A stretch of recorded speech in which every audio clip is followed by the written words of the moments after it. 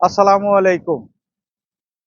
সুপ্রিয় ভিউয়ার, আসলে মনের চোখ বা দেহের চোখ দিয়ে যেই জিনিসটা দেখা যায় সেইটা ওই মোবাইল ক্যামেরা বা রিয়েল ক্যামেরা বা অন্য যে বা- ব- বিশ্বের অন্য যে ক্যামেরা আছে সেই ক্যামেরা দিয়ে কোনোভাবেই দেখানো সম্ভব না।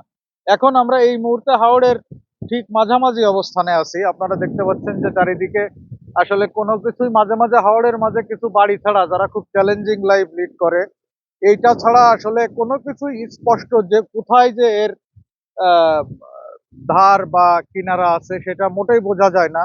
আর এইদিকে যে মেঘালয় রাজ্য, যার বৃষ্টি বা তুষারপাতের কারণেই মূলত এই টাঙ্গুয়ার হাওরে পানি আসে, সেই সেটা দেখা যাচ্ছে।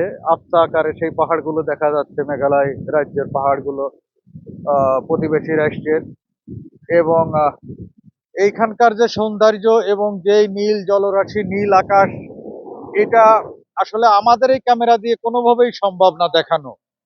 তার কারণ হচ্ছে যে আসলে মনের চোখ দিয়ে বা আমাদের দেহের চোখ দিয়ে আমি যেটা দেখতে পারি বা অনুভব করতে পারি, যেটা ফিল করতে পারি, এই ক্যামেরা দিয়ে সেটা কোনোভাবেই সম্ভব হয় না।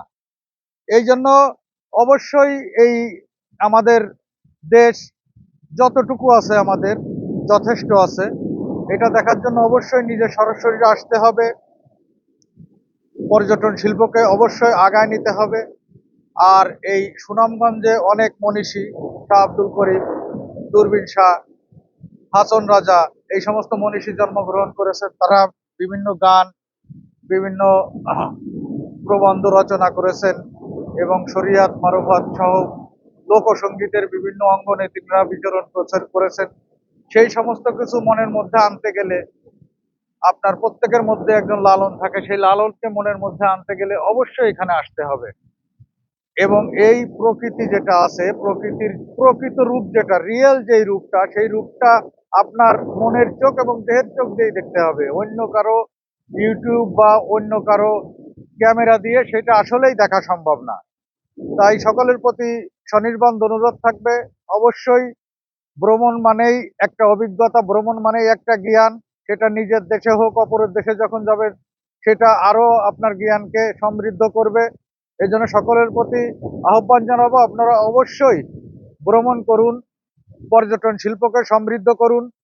আর আমরা এর পরবর্তীতে আমাদের যেইখানে আমরা যাব, অবশ্যই সেইখানে আমরা আপনাদের যে সুন্দর ভিডিও বা ছবি দেখাবো, আপনাদের সঙ্গে শেয়ার করব।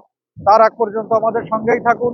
এই মুহূর্তে আমরা ঠিক টাঙ্গুয়ার হাওরের মাঝামাঝি আছি এবং আমরা খুবই মন দিয়ে, চোখ দিয়ে ফিল করতেছি। ধন্যবাদ। আসসালামু আলাইকুম।